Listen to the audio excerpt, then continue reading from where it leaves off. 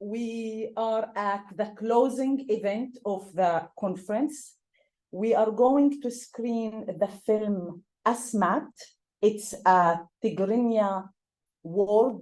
It's the language spoken in Eritrea and Ethiopia.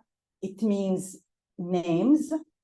And the full title of the film, ASMAT, Names in Memory of All Victims of the Sea, by the Ethiopian filmmaker Dagmawi Yimer, and the film was made in 2017. The film lasts for 17 minutes, but before screening it, I would like to say a few words about the director. Dagmawi Yimer was born and grew up in Addis Ababa. He was a student of law when he decided to leave Ethiopia in 2005 after the post-election unrest, and he came ashore in Lampedusa in 2006. He co-authored the film Desert and the Sea in 2007, and actually he started his training as a filmmaker in one of the audiovisual seminars that took place at the Archives of Migrant Memories in Rome.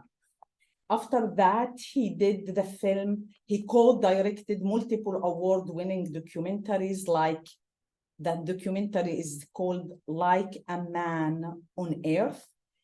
And then other films, Dear Italy in 2009, Nothing But the Sea in 2011, and Walking Stories in 2013, and finally ASMAT, a short film in memory of all victims of the sea in 2015. And more precisely, this film was made in memory of those migrants who lost their life on October 3rd, 2013 in the tragedy of Lampedusa. Without further ado, let's watch the film and we will continue the discussion after the filmmaker.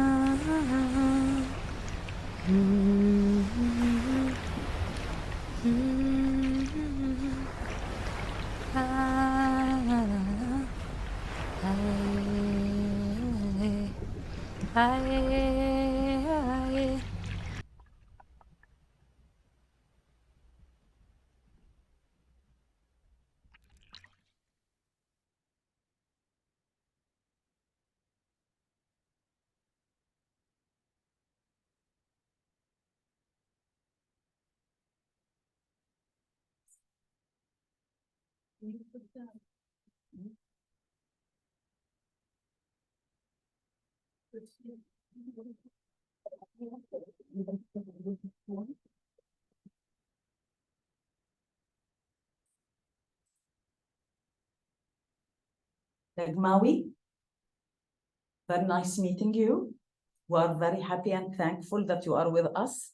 Please, my name is Yumna, and please correct me if I mispronounce your name. Speaking of names, I want to make sure that I pronounce your name correctly.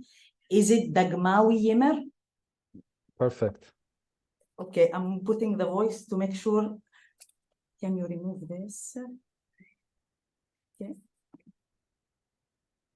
And you can hear me? We don't hear you well. Can you speak louder? Yeah, maybe I have to. You hear me now? Do you hear me? I do hear you, but my colleagues in the room don't hear you. Okay. Do you have a microphone? No, I don't have, but I have to speak louder. Is that okay? The speaker is loud. Are you sure? Can we share the microphone? Yeah, where is it? Let me get There's another microphone. Yeah.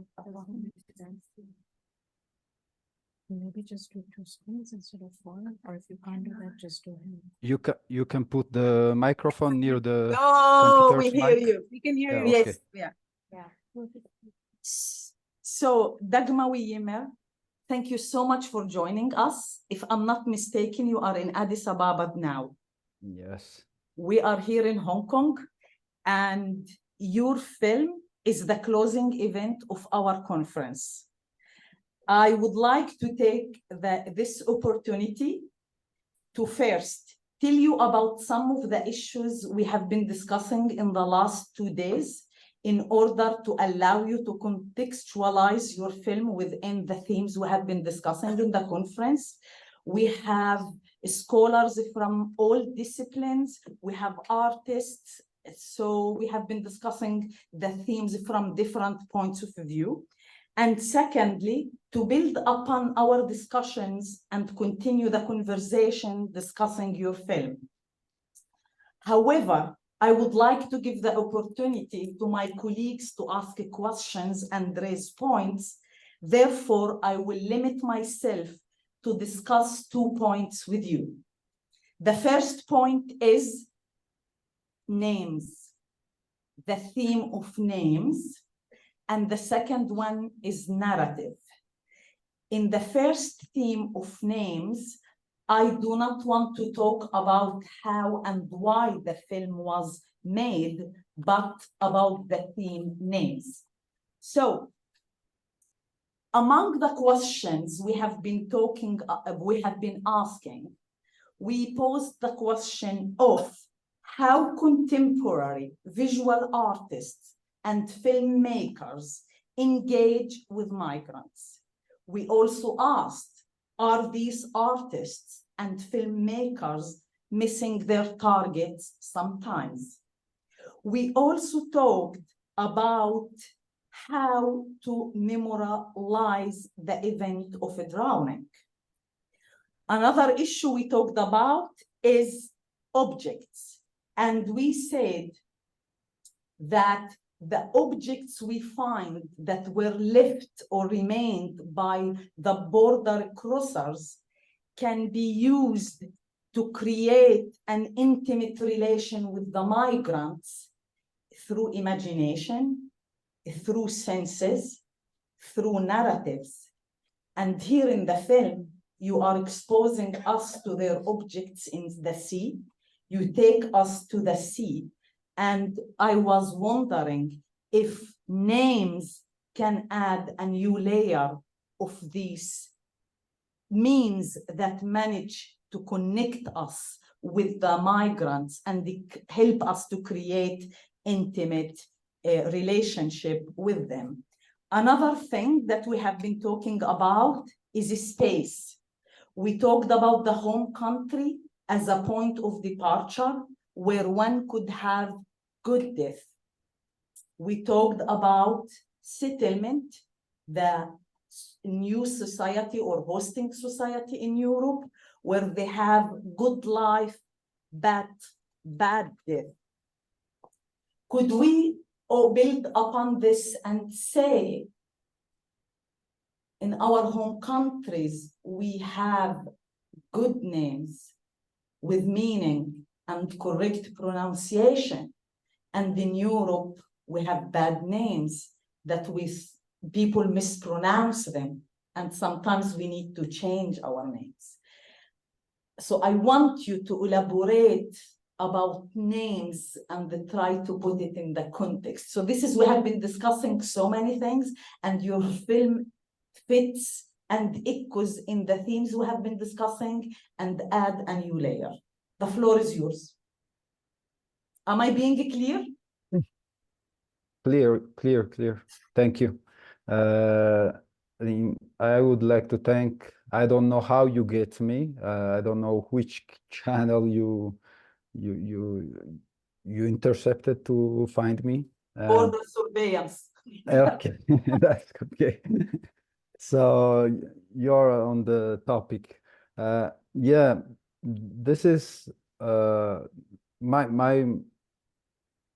I started doing film at the beginning. It was just to be actively participant in the gathering, in the narrating of migrant stories, because I've been noticing many good intenders trying to narrate the migrant story. Unfortunately, it doesn't include what I, as a migrant myself, would love to be translated or transformed in an artistic way. So one of the things that put me fighting in narrating migrant story is just to leave a memory for our kids who will grow up and ask the modern history of Europe and African migrants. So we are writers, we are writing the history so that the future generation will be exposed with this modern history of Italy in particular, and us as migrants who come across the Mediterranean Sea. So it was a challenge, and ASMAT is at least the second experimental work that I have been doing. It's just not to keep comfortable watching the migrant stories. Many times, and why I chose names, because the only thing that I have that convinced me to do this work, I have to give you a little bit background of how I ended up doing this documentary or the experimental film. There was a group of people, activists, journalists, and civil society actors in Lampedusa who organized themselves to after the shipwreck of 3rd October. And this group is called Comitato. It's a committee called Comitato 3 Ottobre, 3 October. And what the purpose of that group was to identify the migrants and then look for the burial of these bodies into their home countries. And successively, they promoted also that the 3rd October becomes a national day for the victims of immigration. And that's why I participated in order to promote a political mm, uh, political gain in the not a personal or not an artistic representation of the pain. So that was the point, and I found all the names of the people who drowned in that day. And what I was expecting is to get much more people alive uh, to get into the sea and do the flash mob. But it was so difficult to find a living person than a dead person in Lampedusa at that time, because 368 persons alive were not present in that moment to perform the flash mob. So the names uh, were important because they have a significance, as you have said, and their parents, when they give those names, or when they give us these names, they had a purpose, and most of the names that has been translated are Ethiopian and Eritrean names, while the biblical and the Quranic names, I left them without translation because it's obvious that many of the world population could grasp the meaning. And that's why I try to play on the name, and to keep the public, whoever is watching this film, stick for 70 minutes counting the names, because one of the disagreement with the committee who asked me to do this documentary is to cut to 6 minutes the clip, the work, and I refused, and I kept it all along till every name become a protagonist and not simply an object, as the object that becomes gathered after the shipwreck or whatever. So this is the background. Super. I would like to talk about the narrative, but before speaking about the narrative of your film, I would like to quote you. Dagmawi, you told one of your co-authors of the film Nothing But the Sea, I quote you, "During my journey to Italy, I kept a travel diary. I took notes whenever I could. I often wrote at night, before sleeping, with the help of a small torch tied up to my lighter. I wanted to leave some trace of this absurd adventure, and often, though, a film should be made of our experience. When you arrive at the end of such a journey, exhausted and empty inside, fearing everything, and surrounded by indifference and carelessness, you would rather forget what you went through and mind your own problems. But I could not, and something inside me kept saying that I should do something about it. To work together with other migrants on my documentary at the ASMAT school in Rome helped me get rid of a big weight. When the film was finished and started showing around, I suddenly felt free and innocent, like a man on earth." End quote. Emphasizing the importance of the narrative, I want to move now to the film ASMAT, but let me get my notes. So the film lasts for 17 minutes and 19 seconds. In the first 7 minutes and 4 seconds, you address all of the followings: those who are alive, African politicians, European politicians, believers, small island, the small island of Lampedusa, poor parents. And then you talk about death and visibility, and you provide us with a context of the film. I quote, "There is no right time to die. We are more visible dead than alive. We even existed before October the 3rd. We have been sailing for years. We have been traveling for years. We have been drowning for years." And then the second part of the film, from minute 7:04 until 13:55, we have the names organized alphabetically.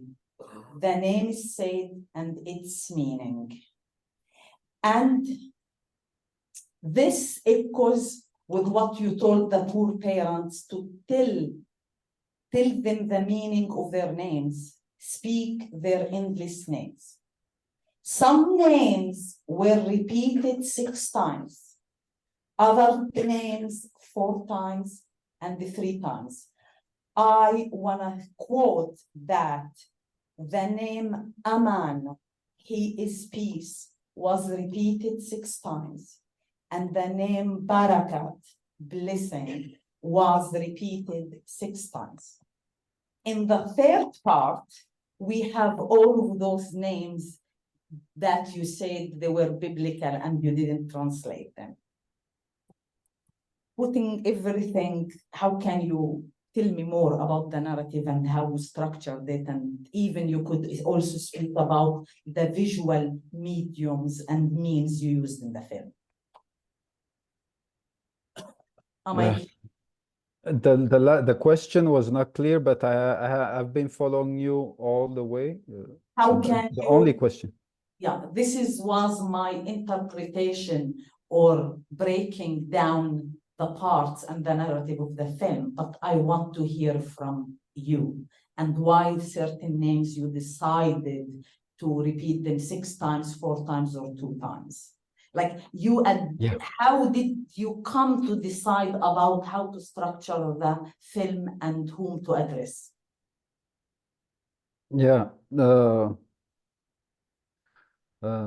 Thank you for the great representation of the film, and I appreciate that you have underlined all the first part and then the second part. And here the names were supposed to be repeated, and some of my friends thought it was a mistake, a technical mistake, but there were 6 names named Aman and Barakat, and another 4 names as usual. So the 4 Aman, the 6 Aman were supposed to be repeated. So this is about not numbers, but names. So the time that gives me to keep the publics watching and counting and suffering and showing how huge it means, the number 668 person. I was supposed to respect all the names of Amans, all the Amans and all the Barakats. So that is the point of repeating all those names. And the second one is there is always a risk in translating of migrant stories in an artistic performance or narratives, films, writing, theater, and so on. But my point here is... Oh no, please come back. Rose. I think it's sorry, yeah, I'm using my phone as a hotspot, so whenever they call me, I get lost. So my point you hear me? Yes, you are back. Okay. Welcome back. Okay. Yeah, there is always a risk. And just to make sure, so like when we repeated Aman, Aman, Aman, Aman, Aman, Aman, it means there were 6 deceased named Aman. Exactly. Yeah. Exactly. Thank Exactly. you. Okay. Yeah, continue, please. Okay, so there is always a risk of speaking of migrants and putting migrants' history in a general narration, in a simple, which is the suffering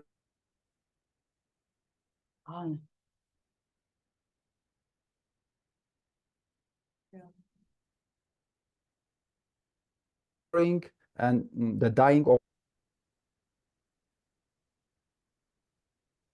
I'm sorry, they are calling me. I don't know. So every time they call me from... You said the suffering and the dying?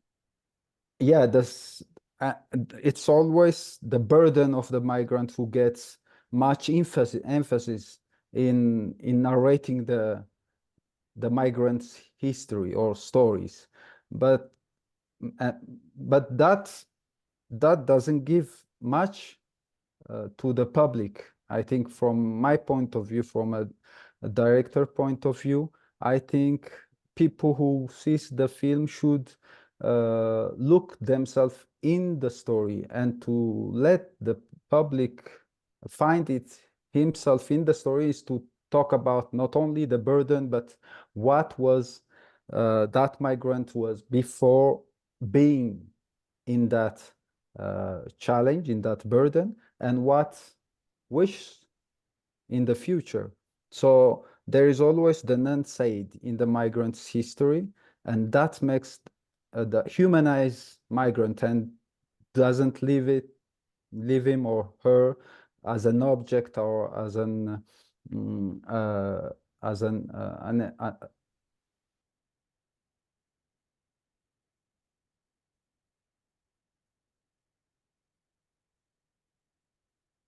human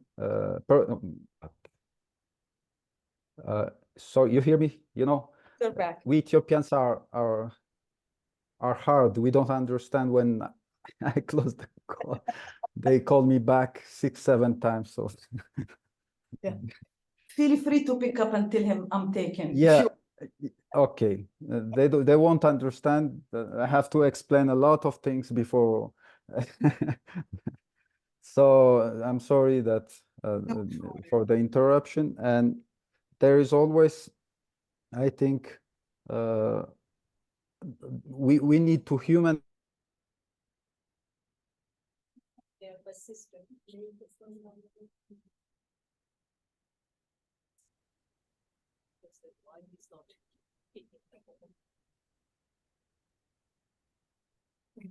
This is yeah, we are humans. Continue.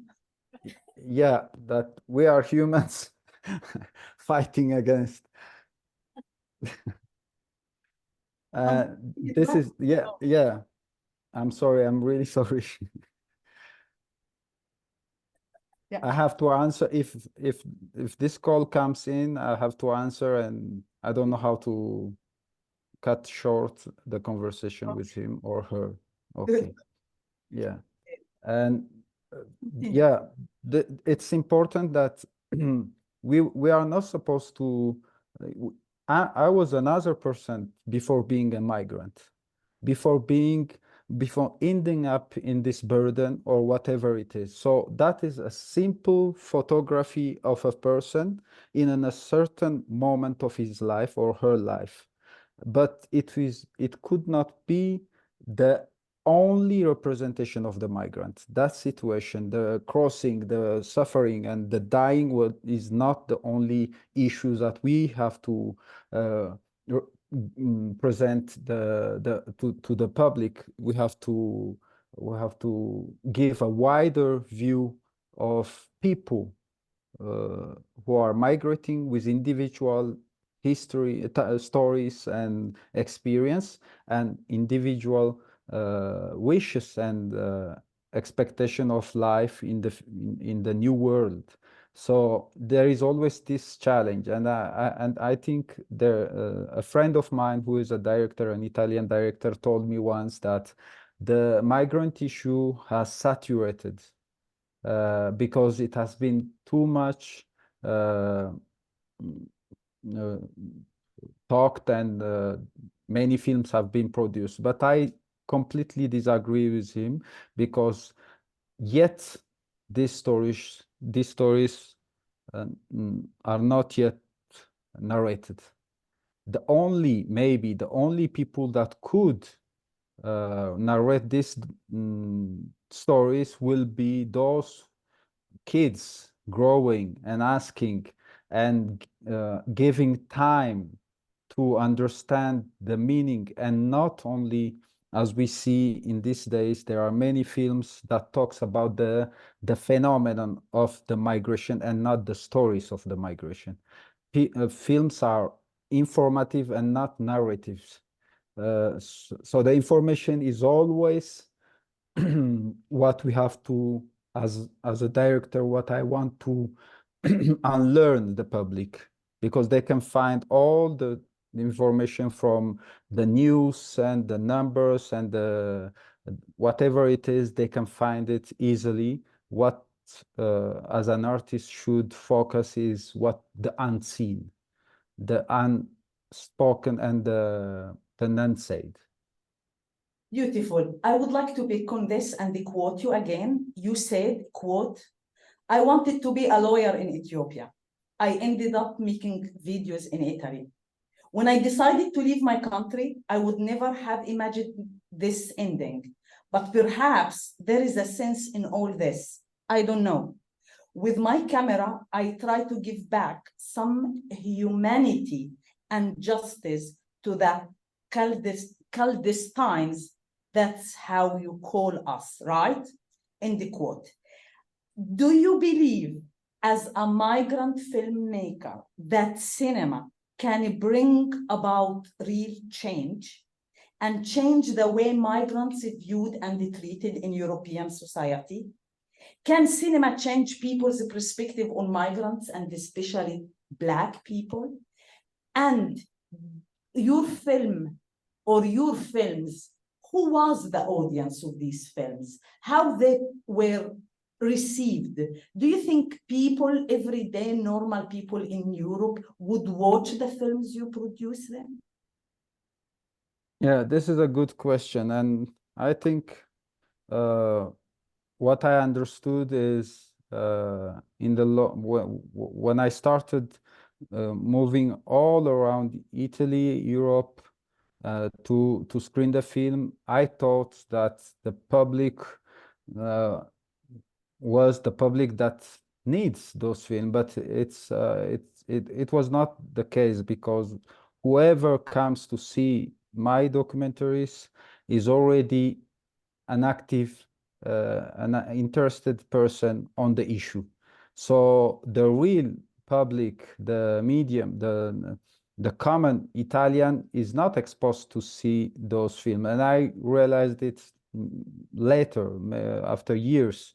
So what I decided to do right after I understood is to combine all the public screening with school screening. So every time I have a public screening in a city, I ask the organizers to put me in contact with schools, high schools, so that I can reach them.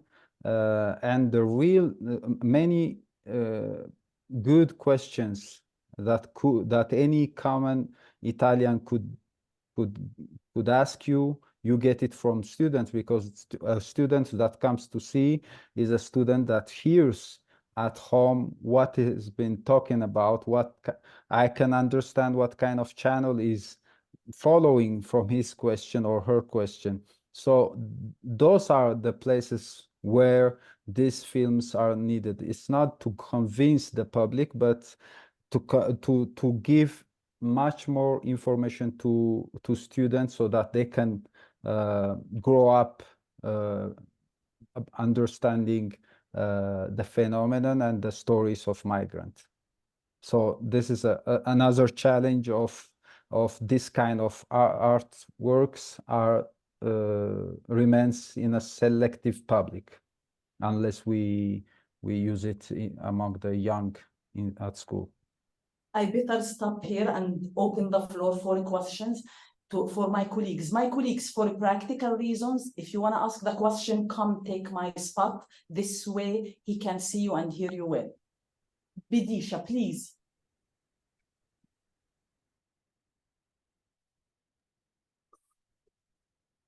Hello, Dagmawi. Hello. Nice to see you. And I just wanted to say that I got your contact from Federica. I think I mentioned that earlier, but for a while, and you probably forgot. Yes. So thank you very much for that beautiful film. So my question was about visual forms, and I was really struck by your use of paintings, still painting, drawings, and kind of coupled with the cinematic, right? And the way in which at certain points in the film, the drawing sort of morphs into film, into cinema. So could you say a little bit more about that?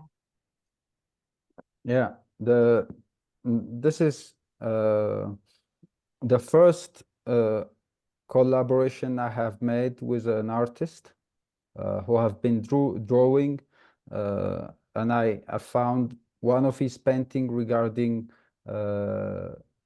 migrants drawn, and I asked him to interpret the whole story of the 3 October, and so what he means in the what does it mean, and how he can translate the news and whatever he heard uh, with his drawing. So Luca Serasini, who collaborated with me, gave me I gave him some shots of the video that I have done, and then he used one shot, one frame, and he draws so that I can use in and out, going in and out from the video to the drawing. Yeah. So we collaborated in such a way, and that's it. It's the second collaboration with another artist, Italian artist, who interpreted those moments with his drawing.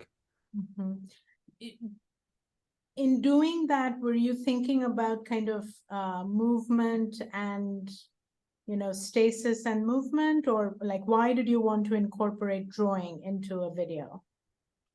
Yeah, the drawing was, I think the live shooting when I shot was not, it could not give the real moment of the thing, you know, the public who can see it should stay focused and hear the words, so that if I use the moving image, there could be a distraction of the voice that comes and in the subtitled voice, but even though you can hear it, for those who speak Tigrinya or hear Tigrinya or Amharic, they could understand what she is talking about, but the public in general cannot, the non-speakers of those languages cannot understand better. So it gives time, because what I was against, as I mentioned, is the spot like representation of stories. So the people are they don't have time to see, and we should accommodate it's not a marketing, and it's not an NGO spot that we are talking about. We are talking about a deep touching stories, so that it should give time to the public to understand and feel and live the moment of the passing from the video to the drawing. That is why I wanted to use and block the movement and give the time to whoever sees every angle of this drawing. It gives you time to elaborate and interpret every sketch. Okay, thank you very much. You're welcome. Thank you so much for the incredible film. My name is Janelle Tamonti, and I'm from Mississippi in the US. And sorry.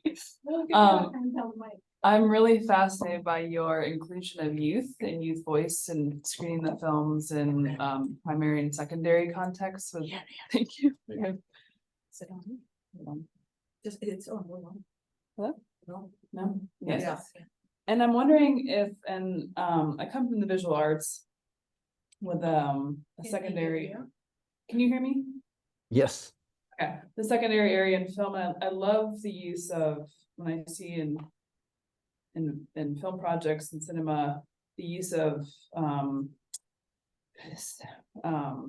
two-dimensional stills, so paintings, and I love that component to your work. And I'm wondering if it's necessary to your maybe to future projects of including youth voice from primary, secondary, tertiary generations that have lived these experiences through parents, grandparents, at all. I hope that those generation who have parents or family members who live this experience will be able to do such films by themselves. And I want to leave it to them so that my biased way of speaking, narrating the migration is always, from my point of view, of course, as a migrant, as a filmmaker, so they could really give the public a new vision of that. They could give much more humanity or on every single story. So it's a sacred, they have sacred stories in their hand, and they should bring it to the public. But what I wish is that those kids or those generation could be formed so that they cannot fail in the marketing and the production, how do you call, restrictives, because it doesn't mean that you are a filmmaker and you can do, I'm an independent filmmaker, I could do whatever I want. Maybe I don't get a dime from the films.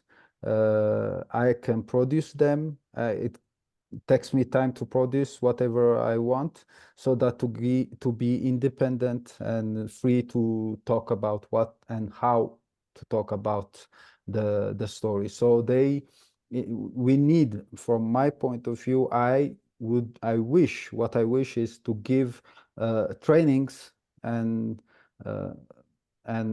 to those generation, as I have been doing in some schools in Italy, with the second generation, who have many stories in the family, and they made some workshops with me, and that could be a good way to help those stories to come out from an inner and point of view. I don't know if I have answered your question. Absolutely. That was wonderful. Okay. Thank you. Thank you. Okay. No. Yes, hello. I'm Judith Misrahi-Barak. So I work with Bidisha and Thomas Lacroix on the organizing of those cycles, Thanatic ethics. I have a follow-up question, following up on Jenna's question. So we all, implicated in education. And so I wanted to this is more, technical and restricted question. How can we use your film? Do we, reach out to you? Are you open to granting the rights so that we can use that film with our students? You were talking about schools, but we are talking about universities as well.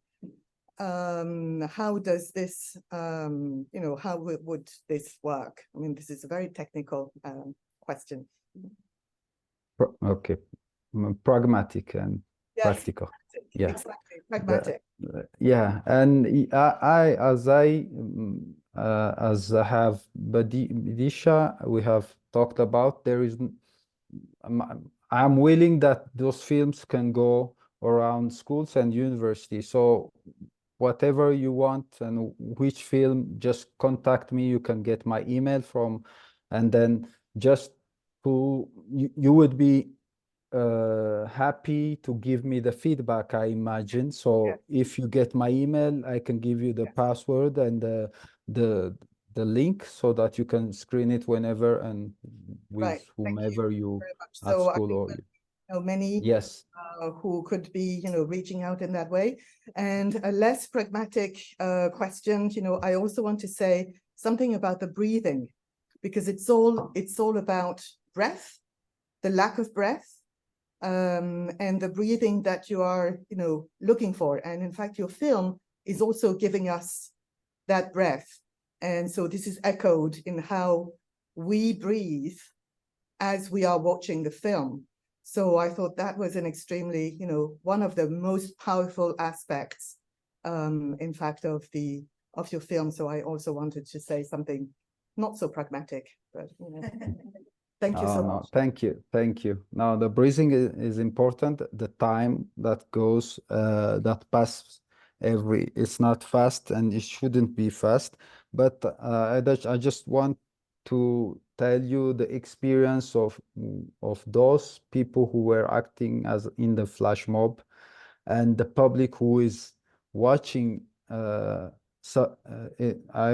don't know if it passes to suffocate the public inside that white sheet and inside the water. So and with the voice, I don't know how much clear it was. It was to give the sensation of holding your breath, and then when you go out on the drawing, you are a little bit at ease, and then watching it. So it was yes, this is what is so powerful about the film. It is excruciating and it is wonderful. I mean, it has that dual, you know, dark and luminous double component about it, which is, you know, very unique, very special. Thank you so much. Thank you. Who's next? Jane.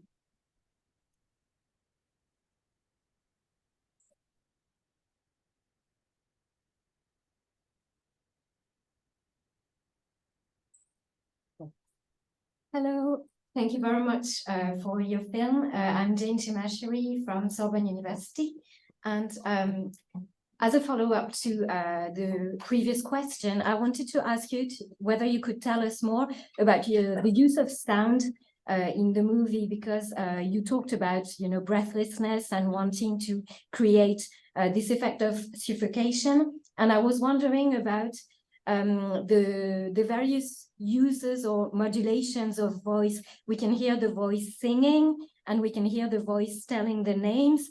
We can hear the sound of water. So I was just wondering about that, and whether you could tell us more about your use of sound.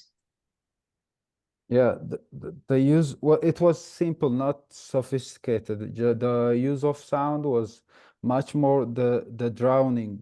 I was inside. I was filming with other two of my colleagues who helped me. Another one, yeah. We were two. We were shooting. I was inside the water, and I wanted in different moments, so during the flash mob and in another moment where the boat, the first 2-3 minutes, 1 minute inside the boat, I was filming. So the voice that comes out was supposed to be what normally one can hear when it is his or she is drowning. So everything is, there is a disparate need of, there is a movement in getting the air and then coming out from that, from the bottom of the boat. And those moments come slowly, how do you call it?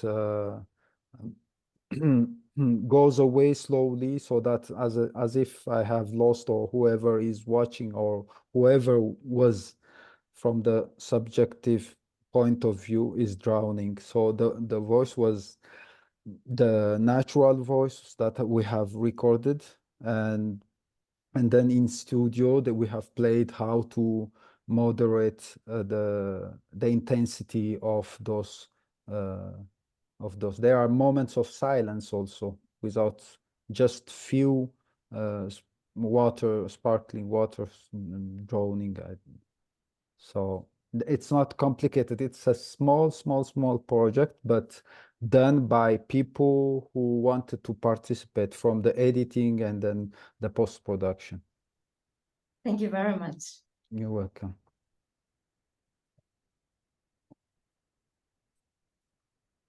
Hello, I'm Carolina Korolinsky from University Paris-Nanterre, and thank you very much for your beautiful film. I found very powerful the way that names are able to. I'm going back to the first question raised by Yumna, your answer. I find very powerful the way names both make possible to count in the sense of making numbers. In your movie, we see a man, so 6 persons who were named that way. And you are also allowing, like making them, you answer something like they are all protagonists at the very moment in which their names are said. That means that they count. There's a story that can be told in the sense that they count in both senses, numbers and stories and narratives. And I think that's very powerful. That's one of the main powers of naming. But I was wondering wherever there's another important element in naming, because when names are raised there in your film, are there also there as a way of a call? Are you naming and calling people to be there with you, with us as the audience?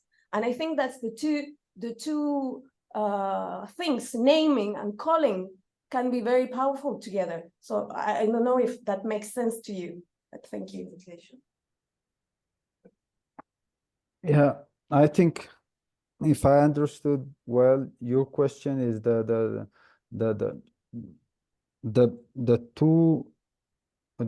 naming. The naming is important, as I have mentioned first, that those names are fetched out of the targets of the families or parents who gave those names to their kids. They were supposed to be hopes. Many hopes have died, hopelessly died. And whoever hears, whoever is the father or the mother of Tesfa, which is hope, says droning that name, and that's wishing, because that name is not only doesn't belong to that body we have just seen droning, but it belongs to the parents who gave and who are by themselves hoping and giving that name to that person. And everyone and each of us have been given those wishes, expressed our wishes through our kids. And it's not only the drowning of 668, but it's a drowning of 668 by 2, which is father and mother, who saw drowning their hope and their blessings, their amans, so this is also the way to echo how far, from where it went, those names. The translating and the pronunciation should give the right vocal and understanding of those names, read by the girl who told those names. So I don't know if I have you did answer. Yeah, absolutely. Thank you. Eden is the person who was the voice, who represents the voice, the female voice in the. Yes, please. Dagmawi, buongiorno, sono Paolo Boccani dell'Università di Trento. Thanks very much for this beautiful film. I must actually apologize in the first place because I had never seen it, despite being an Italian sociologist of migration and displacement. I should have seen it long ago, so apologies for that in the first place. I'd be very happy to kind of spread it and invite my colleagues and students to see it, because it is very powerful. My question is, sorry, can you hear me? Yes, yes. Great. Prego. My question is as follows. These films tells something of an immigrant background, but to me, more importantly, it tells something of someone who, as I understand correctly, did the sea crossing experience. My question is,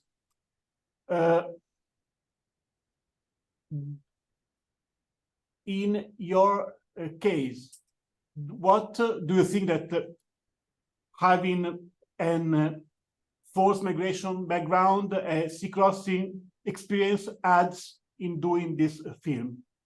Maybe there are things that a filmmaker with not a similar background could not do, I suspect, in the same way.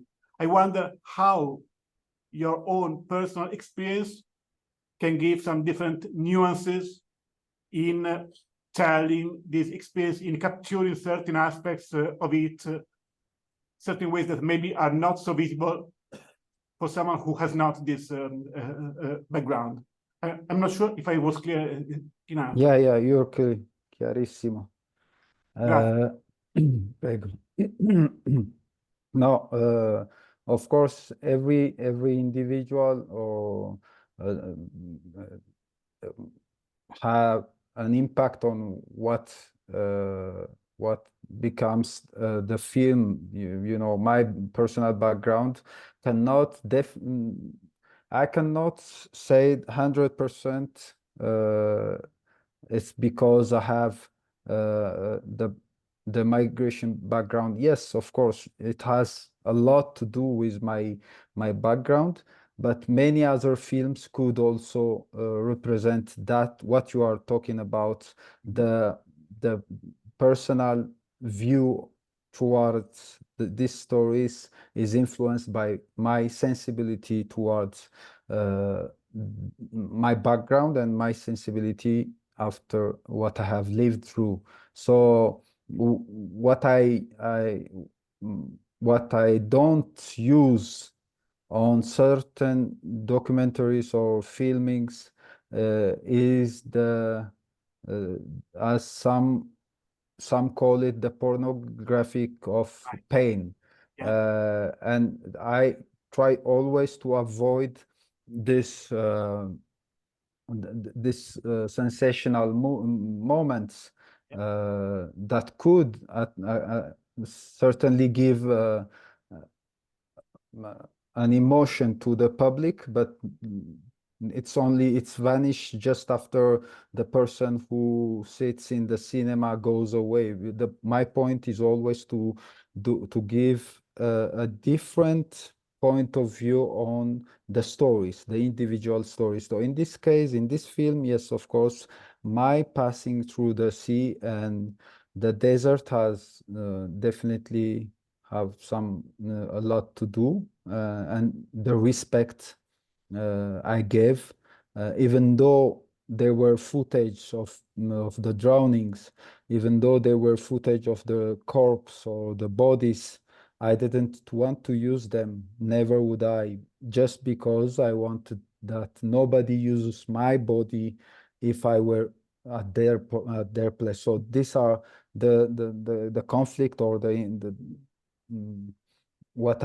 sensibility that could give you as a person who lived through this experience. Thanks very much for this powerful point. Thank you. Grazie. Dagmawi, sadly, we are running out of time, but I would like to close the discussion by a few points. First of all, our second keynote speaker today, Professor Edwidge Tamale from Tulane University, posed many questions. And one of the questions was, how to memorialize the event of a drowning. I think that your film opens a window or a way or a direction to take. I am originally an art historian who works on the image of the word and the power of the word. And I do think that the names as words have the power of the image. When she was saying and calling the names, I could imagine and try to think of the people who have these names. Last but not least, I do not know if you know the Lebanese singer Fairuz, a legend in the Arabic world, who is 89 years old. And she has a very famous song called Asamina, Our Names. And she says, our parents put so much effort trying to pick our names. Mm-hmm.